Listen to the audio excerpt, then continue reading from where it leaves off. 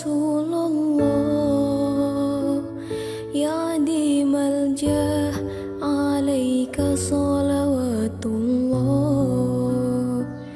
Abdun bil bad yartaji lasmal atab, jud bil jawab marhaban qad qabalna.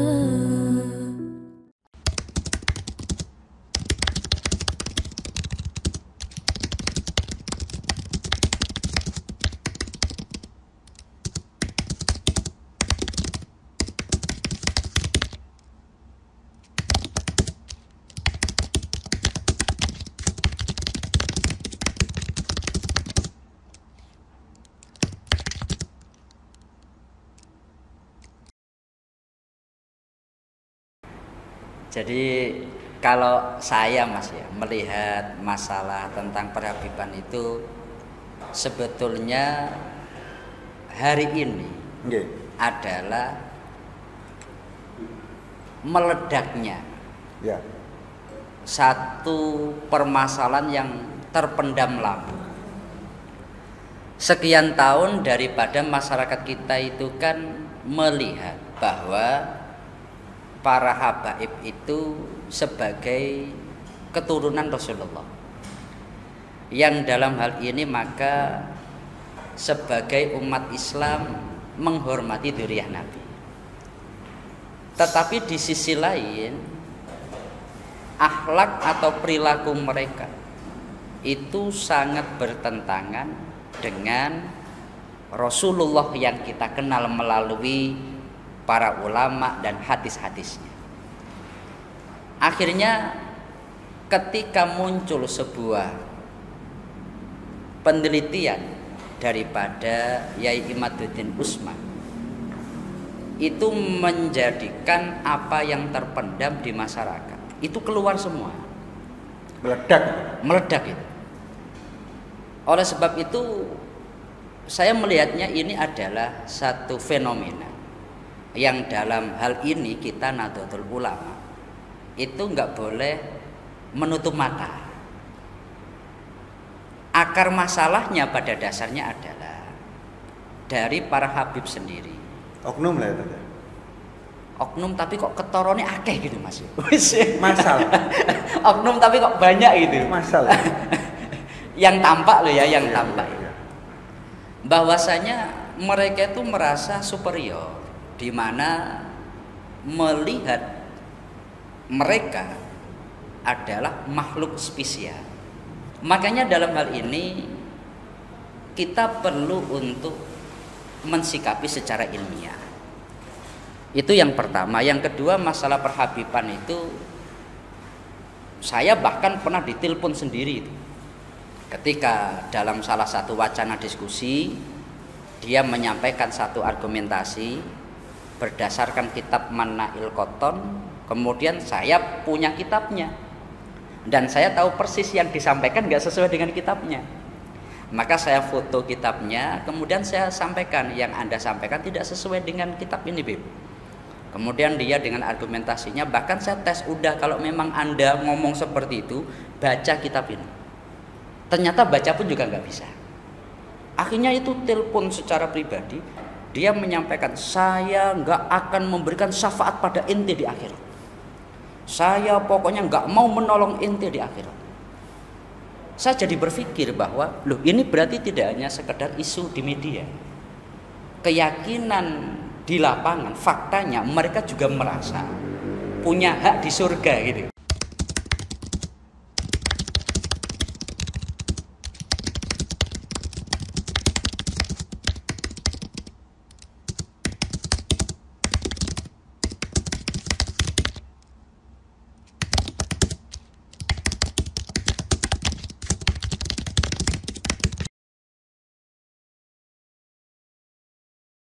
Kalau saya melihat dari yang saya alami itu, kelihatannya ya begitu. Tapi kita tidak boleh mengeneralisir, tidak boleh kita menganggap semuanya begitu. Cuma saya pernah mengalami begitu.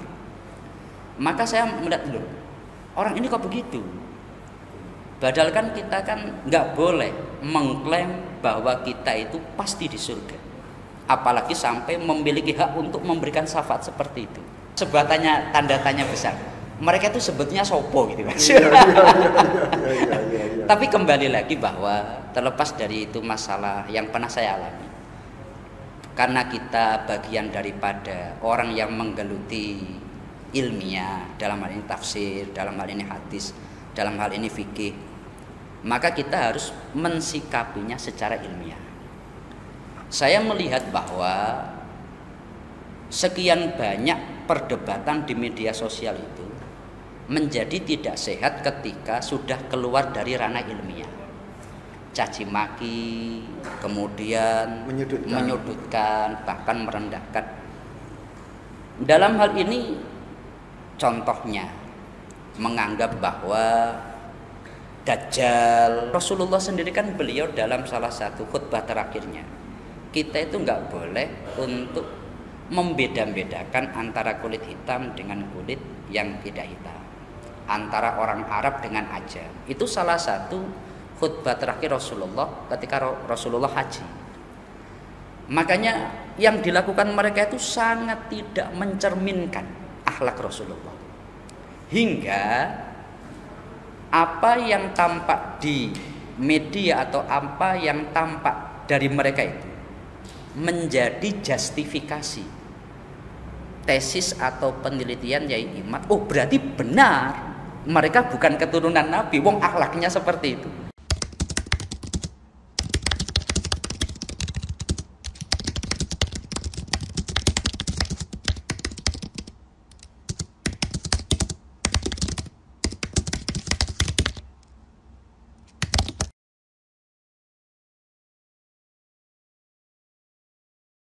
Jadi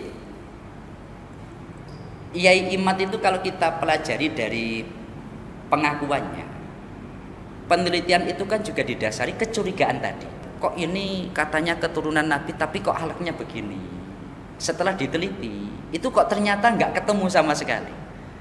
Maka beliau sampai sekarang kalau menurut Yai Said Akil, Siroj, itu kan belum ada satupun yang bisa membantah tesis beliau secara ilmiah. Ya kecuali marah-marah. Kalau marah-marah itu ya kita anggap itu orang awam lah itu sih. Karena kalau kita ngikuti perdebatan yang caci maki itu nggak akan ada habisnya. Dalam hal ini saya di beberapa tempat, di beberapa kesempatan saya menyampaikan bahwa ya kalau secara ilmiah saya mendukung Yai Imad. Tapi kita tidak akan mengikuti orang-orang yang kata-katanya kasar sebagainya. Iya, jadi satu contoh begini. Ya, dalam hal ini kita tidak bisa menyebut lembaganya, tetapi kita bisa mengambil contoh dari orang di dalam lembaga itu. Ketika keturunan Wali Songo, mereka itu oleh Robitoh Alawiyah disebut sebagai keturunan Azmat Khan, yang itu biasa disebut Basaiban atau Azmat Khan ini. Tetapi ketika dari keturunan Wali Songo itu meminta isbat, artinya diakui sebagai keturunan Nabi jalur ini, mereka mengatakan menolak keturunan Azmat Khan sebagai keturunan Dzurriyyah Nabi disebabkan nggak ada kitab yang menjelaskan keturunan ini selama 500 tahun. Dasar penolakannya itu karena nggak ada referensi selama 500 tahun ini. Kemudian dari keturunan Wali Songo itu akhirnya meneliti kembali dan ternyata ditemukan bahwa ada manuskrip-manuskrip yang ini ternyata tidak sambung ke Ba'alawi, tapi lebih sambung ke Musa Al-Kadhim. Dan beberapa orang yang dari keturunan Wali Songo setelah meminta isbat ternyata dapat. Artinya mereka secara sah keturunan Nabi tapi tidak dengan jalur Ba'alawi. Kemudian dari Ba'alawinya sendiri setelah diteliti oleh Yai Imaduddin, itu ternyata juga ada kekosongan referensi. Ya kan? Lah sekarang gantian mereka diminta, kalau dulu keluarga Wali Songo ditolak dan tidak diakui karena tidak ada referensinya, sekarang buktikan kalau kamu memang keturunan Nabi, referensinya mana? Yes. Dan itu nggak bisa. Yang kedua, dari sisi genetika dari sisi DNA mereka itu tidak nyambung. Ini tapi kita kan bukan pakar DNA. Tapi dari apa yang berkembang di media, di informasi yang kita terima.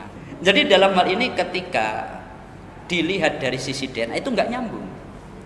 Maka ini semakin menguatkan tadi bahwa mereka itu, bahkan Dr. Sugeng yang terbaru kan mengatakan mustahil. Bukan hanya ditolak tapi mustahil secara genetika menjadi keturunan Nabi. Oleh sebab itu dalam hal ini akramakum indallahi atqakum itu harus diterapkan. Artinya begini. Jangan sampai warga NU menganggap kecil ketika berhadapan dengan Ba'alawi dikarenakan mereka lebih ganteng, dikarenakan mereka itu mengaku keturunan Nabi, itu nggak boleh. Kalau kami melihatnya begitu, maka dengan adanya ilmiah ini kan semuanya sama, Mas. Anak tukang gorengan, anak tukang beca, anak kiai, kalau berbicara masa ilmiah itu sama. Maka saya berharap ini ya kita kaji secara ilmiah, dan saya berharap betul bahwa ini nanti menjadi satu isu yang dibahas secara resmi oleh organisasi-organisasi NU. Dalam hal ini LBM, LDNU, BCNU sebagainya. Karena ini wujud daripada organisasi mengapresiasi atau menganggap isu yang berkembang di masyarakat. Jangan sampai malah membiarkan. Udah pokoknya kita yang di organisasi NU kita lurus masalah ini biar jadi perdebatan di media sosial. Kalau saya kurang setuju. Karena ini sudah menjadi pembahasan yang luas, publik. Kita yang dalam hal ini warga Nahdlatul Ulama, wadahnya, organisasinya itu harus menampung tadi. Coba diselesaikan secara ilmiah. Satu contoh, kita kalau di Batam ini, setelah diadakan diskusi secara resmi, maka atas nama warga NU Batam menyatakan berdasarkan putusan tadi, umpamanya menyatakan Ba'alawi bukan keturunan Nabi. Tapi kita punya referensi berdasarkan sebuah diskusi resmi LBM. Atau sebaliknya, berdasarkan diskusi itu ternyata LBM memutuskan mengakui Ba'alawi. Maka ini masyarakat kan dalam hal ini di Batam. Oh, kalau di Batam ini NU-nya kan begini. Minimal yang di bawah tidak akan terjadi perdebatan yang lebih ke caci maki dan seterusnya. Kalau kami melihatnya begitu.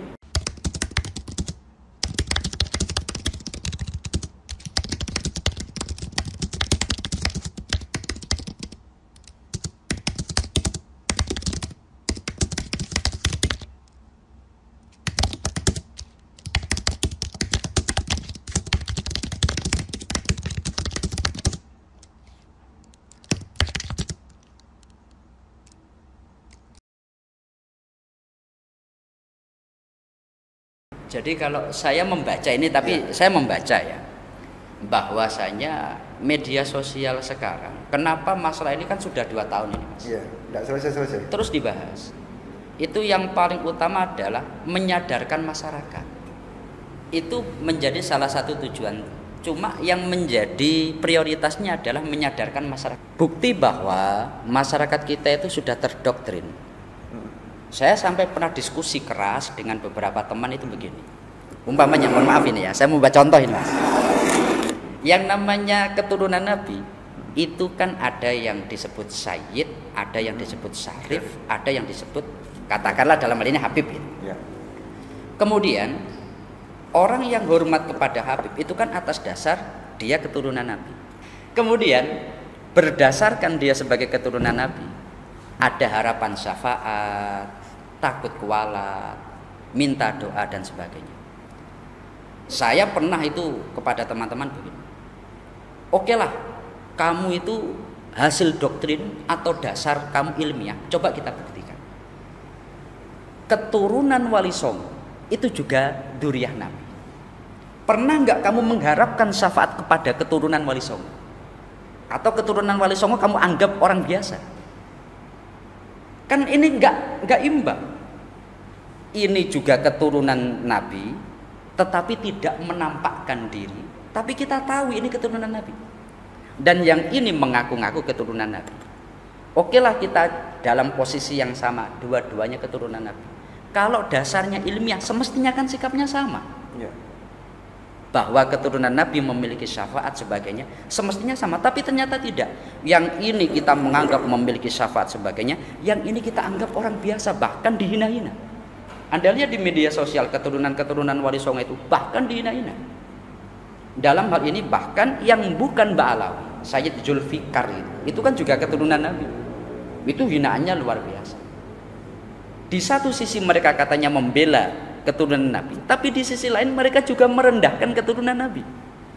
Lah inilah saya melihat, saya membaca ini adalah mereka terkena doktrin. Oleh sebab itu cara menghilangkannya adalah dengan kasus ini terus dibahas, memangkas